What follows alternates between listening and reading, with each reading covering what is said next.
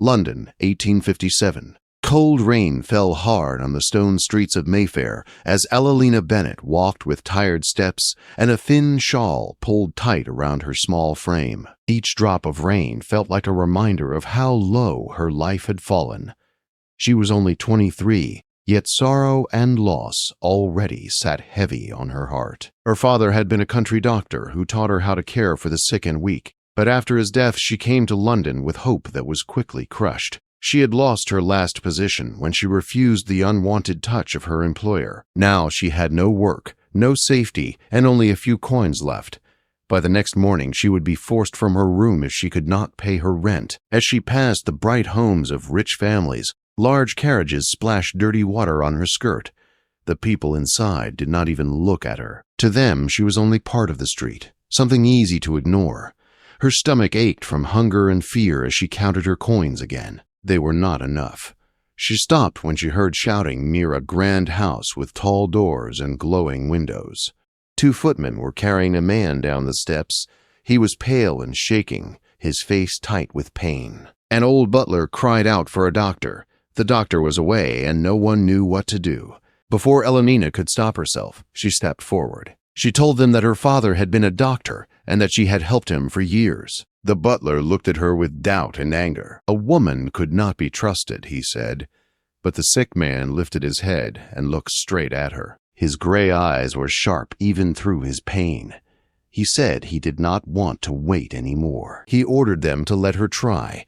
Within minutes, Elalina was inside a rich bedchamber that made her feel like she had entered another world. The man was the Duke of Westmoreland. His coat was off and he lay on a large bed, breathing hard. He showed her an old wound on his leg, a mark left by war. It was swollen and red. She worked with calm hands, making a simple paste from what she found in his cabinet and giving him something for pain. She told him that the wound was infected and needed care through the night. The Duke studied her closely. Then he offered her something that made her heart race. He said she could stay and treat him for 1 night and he would pay her £50. It was more money than she could earn in a year. She felt fear and shock at once. A young woman spending the night in a duke's private rooms could ruin her name. But without this money, she would lose everything.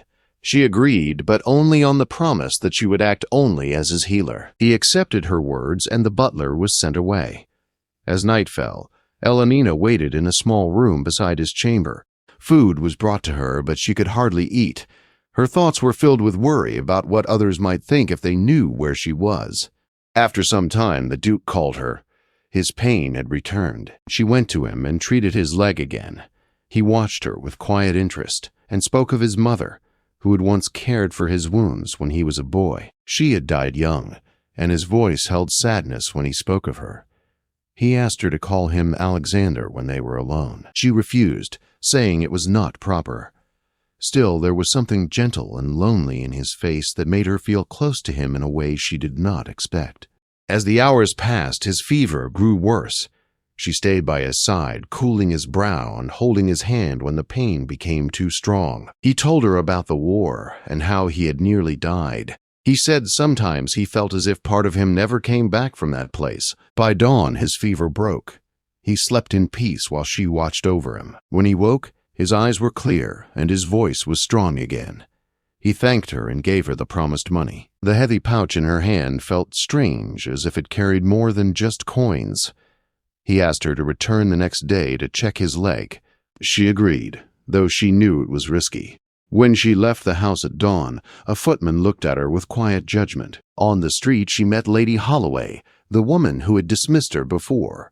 Lady Holloway had already heard that she had left the Duke's home early in the morning. Her words were full of sharp meaning, warning Elalina that rumors could destroy her. Elalina defended herself, but fear settled deep in her heart. That evening she stood outside the Duke's house again, unsure if she should go in. In the end, her duty as a healer won. The Duke met her in his library, standing tall and strong. He thanked her again and spoke to her with respect that she was not used to. He told her that he had learned about her past and knew she had been treated unfairly. Then he offered her something she had never dreamed of. He wanted her to become the doctor for his estate in Kent with his protection. Before she could answer, Lady Holloway arrived, ready to make trouble. The Duke stood by Elena, defending her honor and her skill. His strong voice made it clear that he would not allow anyone to shame her. As Elena stood beside him, she felt fear and hope mix in her chest. Whatever came next would change her life forever. The carriage wheels of Lady Holloway faded down the gravel drive, leaving a heavy silence behind in the great drawing room. Elena stood very still, her hands clasped in front of her, her heart beating so loudly she feared the Duke might hear it. The air felt charged, as if something fragile had been stretched to its limit and might snap at any moment. Alexander broke the silence first. His voice was calm, but there was a steel edge beneath it that Elena had not heard before. He apologized for the scene, though his eyes burned with restrained anger. He said Lady Holloway would not trouble her again. He had made that very clear. Elena nodded, but unease lingered inside her. The protection he offered felt powerful, yet dangerous. She thanked him and reminded him that she had only come to check his leg. Anything more felt like stepping onto unstable ground. They moved to a quieter sitting room. Alexander allowed her to examine his leg. The swelling had reduced and the skin was cooler. She told him the infection was improving, but warned that it could return if neglected. He listened closely, respecting every word, asking careful questions. No man had ever listened to her like this before. When her examination ended, Alexander surprised her by speaking again of his offer. He wanted her to come to Kent, to serve as physician to his estate in the nearby village. He spoke not like a duke giving charity, but like a man correcting a wrong. He said people depended on him, and they deserved real care. Elena felt torn. This was everything she had dreamed of, yet the cost felt unclear. Living under his protection would tie her life to his in ways that frightened her. She asked for time to think. Alexander agreed, though disappointment flickered briefly across his face. That night, back in her small room, sleep would not come. Her mind replayed the sound of his voice, the steadiness of his gaze, the way he had defended her without hesitation. She also heard Lady Holloway's warning, sharp and cruel. Society was not kind to women who crossed its rules. The next day, she paid her rent and bought simple food. For the first time in weeks, she was not hungry or afraid of the next hour. Yet peace still escaped her. By evening, she found herself writing a letter to the Duke, then tearing it up. She wrote another, then another. None felt right. 2 days later, she returned to Westmoreland House. Alexander received her in the library again. She told him she would accept the position in Kent, but only under clear conditions. She would act only as a physician. Her independence and reputation must be respected. There would be no hidden expectations. Alexander listened without interrupting. When she finished, he nodded. He said her terms were fair and agreed to all of them. He even added that her work would be publicly acknowledged so no one could twist her role into scandal. His response eased something tight in her chest. Within a week, arrangements were made. Elena left London behind and traveled to the countryside. Westmoreland Park spread wide with green fields, old trees, and stone cottages. The people there greeted her with cautious curiosity. A woman doctor was something new, and not everyone approved. Her early days were difficult. Some men refused her help. Some women whispered behind her back. But illness does not care for pride. Slowly, one patient became 2, then 10. A child with fever recovered. An old man breathed easier after her care. Word spread not through gossip, but through relief. Alexander was often away in London, but he wrote to her regularly. His letters were respectful, thoughtful, never crossing the line she had drawn. Still, between the lines, she sensed something deeper. Gratitude had grown into admiration, and admiration into something neither of them named. When he returned to the estate, they spoke in the evenings. Sometimes they walked the gardens. Sometimes they sat by the fire and talked of books, of ideas, of how the world might one day change. He never pressed her, never treated her as less than his equal. That, more than anything, unsettled her heart. Months passed. Elena grew into her role. She was no longer the desperate woman walking through rain with empty pockets. She stood straight now, spoke with confidence, and made choices that mattered. Yet each time Alexander looked at her with quiet pride, she felt warmth bloom in her chest. One evening, news arrived that Lady Holloway would be visiting nearby. The old fear returned, sharp and sudden. Elenina wondered if this fragile peace could survive another challenge.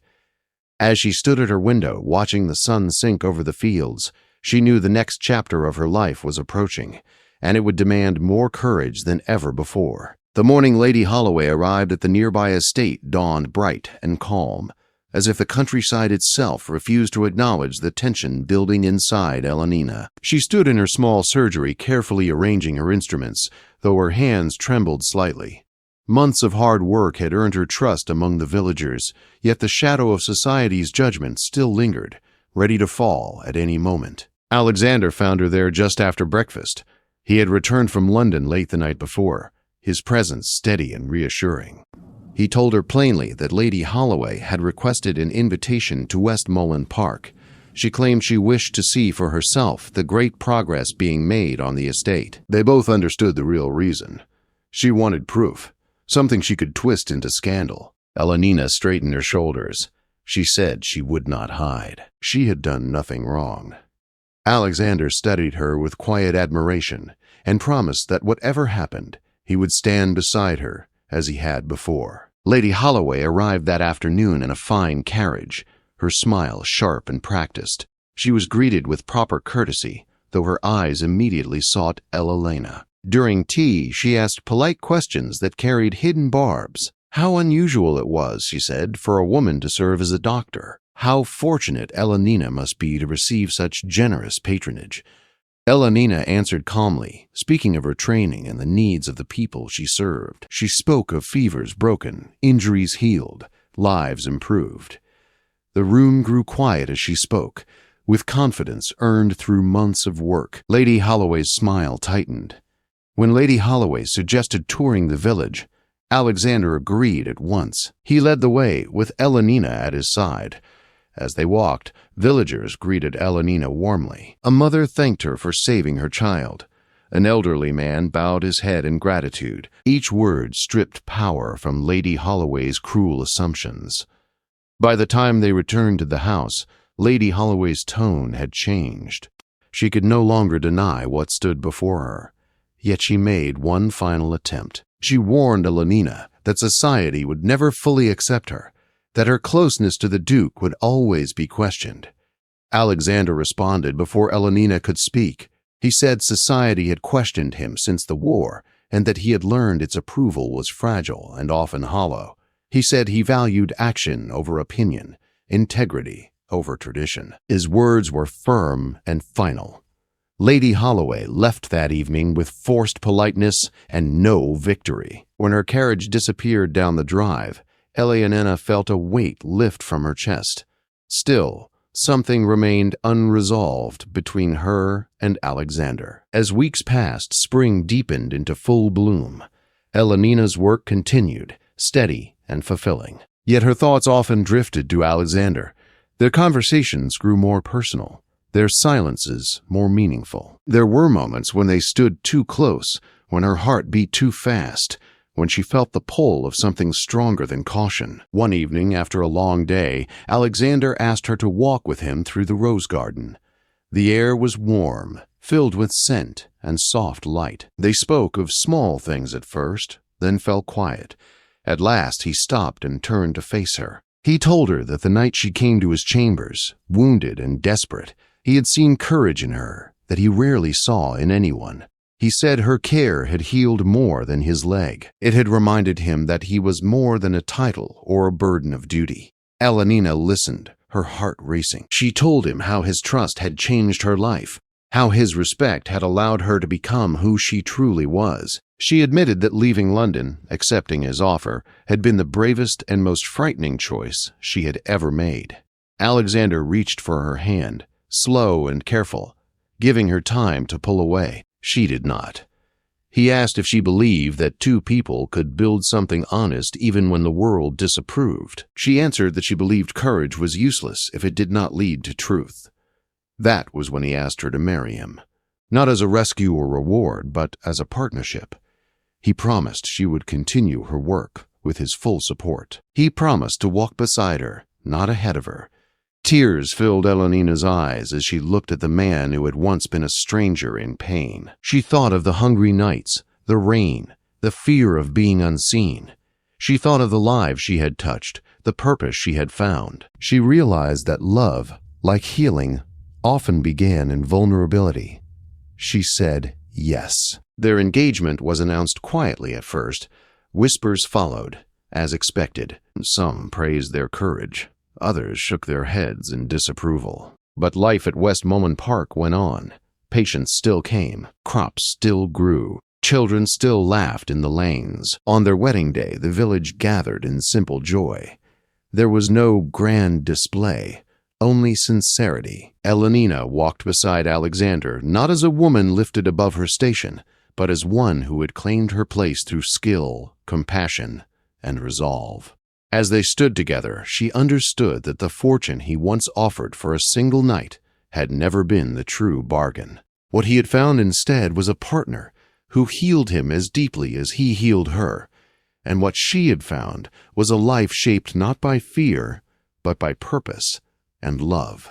Their story did not end there. It continued in quiet acts of service, shared burdens, and steady devotion. A love born from fragility had grown into strength, proving that even in a rigid world, hearts brave enough to defy expectation could change more than their own fate.